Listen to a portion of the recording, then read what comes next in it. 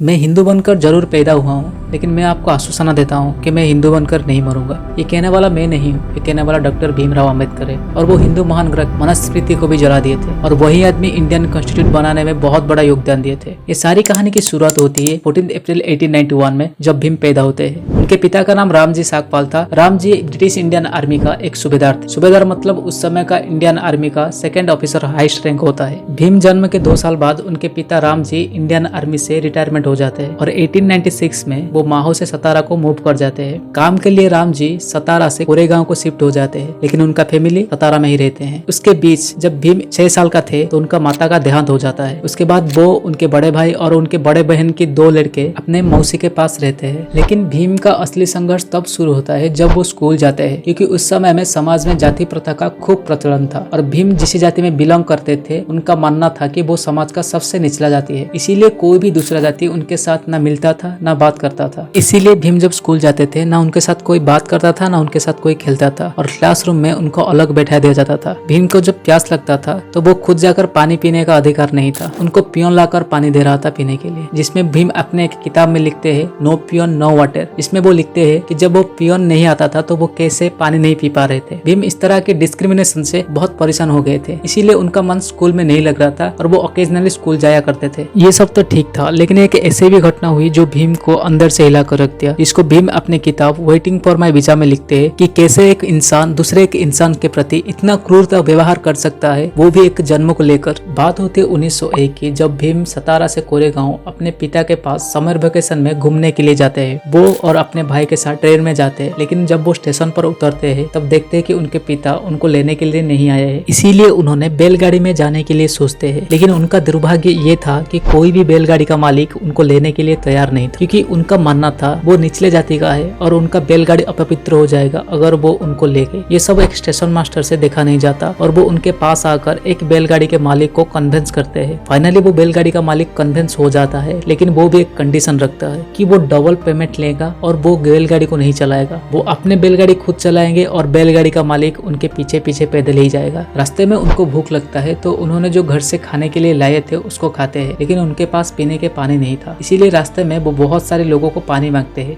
लेकिन उनको पीने के लिए कोई भी पानी नहीं देता। इंसान कौन सी फैमिली में जन्म होगा, उनका पिता कौन होगा, माता कौन होगा, उसके कंट्रोल में नहीं है ना। तो निचले जाति में पैदा होना ये कैसा अपराध है, ये बात भीम को समझ में नहीं आ रहा था और ये बात सही भी है। और ये सब के बीच भीम के पिता दूसरे मैरिज करने के लिए सोचते हैं, लेकिन ये बात भीम को अच्छा नहीं लगता कि उनके माँ के अलंकार कोई दूसरा नारी आकर पहने, और ऊपर से ये समाज का उछला निचला जाति का प्रेशर। ये सब से भीम परेशान हो चुके थे, इसीलिए वो घर छोड़ने के लिए सोचते हैं। वो सतारा से जाकर मुंबई में एक मिल में काम करने के लिए सोचते हैं, जहाँ पर सतारा के कुछ लड़के पहले से ही काम कर रहे थे। इसीलिए वो अपने मौसी की पॉस से पैसा चुराते हैं ट्रेन टिकट खरीद कर मुंबई जाने के लिए, लेकिन उस पॉस से उनको सिर्फ आधा आना मिलता है, मतलब 1 रुपए का 1/16 पैसा, जो एक ट्रेन टिकट के लिए बहुत कम पैसा था और वो वहाँ से कभी निकल ही नहीं पाए। इसीलिए वो सोचते हैं इस दलदल समाज से बाहर निकलने के लिए उनके पास सिर्फ एक ही ऑप्शन है, पढ़ाई। अगर अच्छे से पढ़ेंगे तभी जाकर उस दलदल समाज से बाहर निकल पाएंगे। इसीलिए वो मन बनाते हैं कि अभी से कभी भी वो स्कूल नहीं छुट्टी करेंगे, वो रोज स्कूल जाएंगे और अच्छे से पढ़ेंगे। और ये डॉक्टर बी आर अम्बेडकर का लाइफ का सबसे बड़ा टर्निंग पॉइंट था। ये सब सिलसिले के बीच उनका फैमिली 1904 में सतारा से मुंबई को मूव कर जाते हैं, लेकिन वहाँ पर भी जाति प्रथा को लेकर विवाद उनके साथ समाप्त नहीं होता। भीम जिस स्कूल में पढ़ते थे उस स्कूल में उनको संस्कृत लेने का कोई अधिकार नहीं था, क्योंकि उन स्कूल का मानना था संस्कृत सिर्फ उच्च जाति लोगों के लिए है, निचले जाति लोगों को संस्कृत लेकर वेदों और शास्त्रों पर अध्ययन करने का कोई अधिकार नहीं। लेकिन उस स्कूल में सब टीचर एक जैसे नहीं थे। एक ऐसा भी टीचर था जो भीम को बहुत पसंद करता था,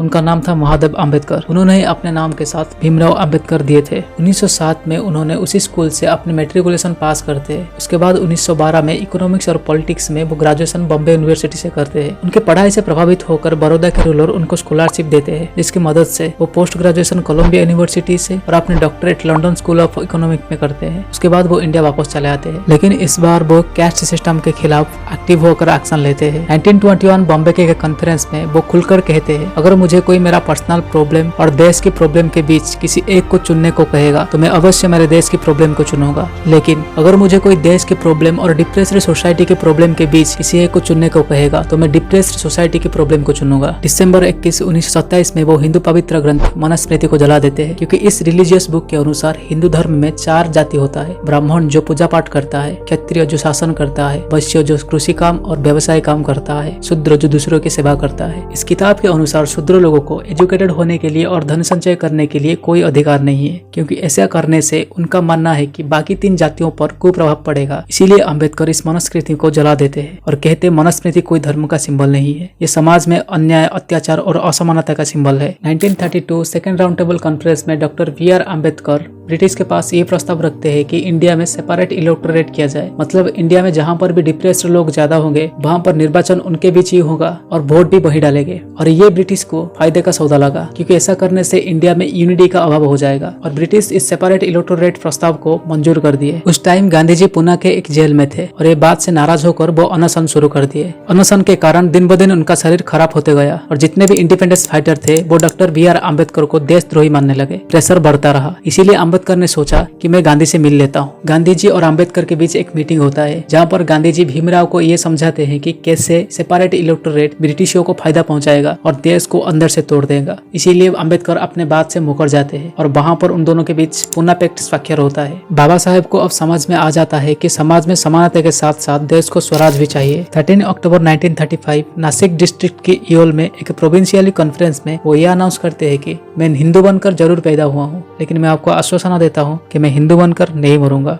वो ऐसा इसीलिए कहते हैं कि हिंदू रिलीजन में जो जाति प्रथा है उससे वो बहुत परेशान हो चुके थे, इसीलिए वो अपना धर्म बदलना चाहते थे। वो सिर्फ हिंदू रिलीजन के कैस्ट सिस्टम के खिलाफ नहीं, बल्कि किसी भी धर्म में अगर कोई भी आदमी को उसके जन्म के आधार पर उसको डिस्क्रिमिनेट किया जाता था तो वो उसको निंदा करते थे। उस समय में मुस्लिम रिलीजन में भी डिस्क्रिमिनेट चलता था। मुस्लिम रिलीजन में नारियों को दास की नजर में देखा जाता था और उनको पर्दा लगाने के लिए बाध्य किया जाता था। इसीलिए BR अम्बेडकर एक स्टेटमेंट देते हैं कि the Muslim society in India is afflicted by the same social evils as afflicted the Hindu society. Indeed, the Muslims have all the social evils of the Hindus and something more. That something more is the compulsory system of पर्दा for Muslim women. और ये सब के बीच 1947 में हमारा देश आजाद हो जाता है और डॉक्टर BR अम्बेडकर को आजाद भारत का फर्स्ट लॉ मिनिस्टर बनाया जाता है। हमारा इंडियन कॉन्स्टिट्यूट बनाने में उनका बहुत बड़ा योगदान है, लेकिन जो जिंदगी में उन्होंने फेस किया है वो और कोई भारतीय फेस ना करे, इसीलिए वो एक लॉ बनाते हैं। The state shall not discriminate against any citizen on grounds only of religion, race, caste, sex, place of birth और एनी ऑफ देम को हमारा संविधान के आर्टिकल नंबर 15 में रखते हैं। और उनके कहने के मुताबिक अक्टूबर 14, 1956 में वो अपना रिलीजन हिंदू से बुद्धिज्म को ट्रांसफर कर देते हैं। जब उनको पूछा जाता है कि बुद्धिज्म ही क्यों, कोई और रिलीजन क्यों नहीं, तो उनका आंसर होता है कि बुद्धिज्म नैतिक और विचार पर चलता है, बाकी सारे रिलीजन की तरह सामाजिक असमानता पर नहीं। धर्म परिवर्तन के 2 महीने बाद अर्थात दिसंबर 2, 1956 में उनका देहांत हो जाता है और उनके पार्थिव शरीर को बुद्धिस्ट आर्किटेक्चर डिजाइन में समाधि दिया जाता है, जिसको हम चैत्य भूमि के नाम से जानते हैं। तो ये थी बाबा साहेब की कहानी। बस आज के लिए इतना ही। मैं आपके साथ मिलता हूँ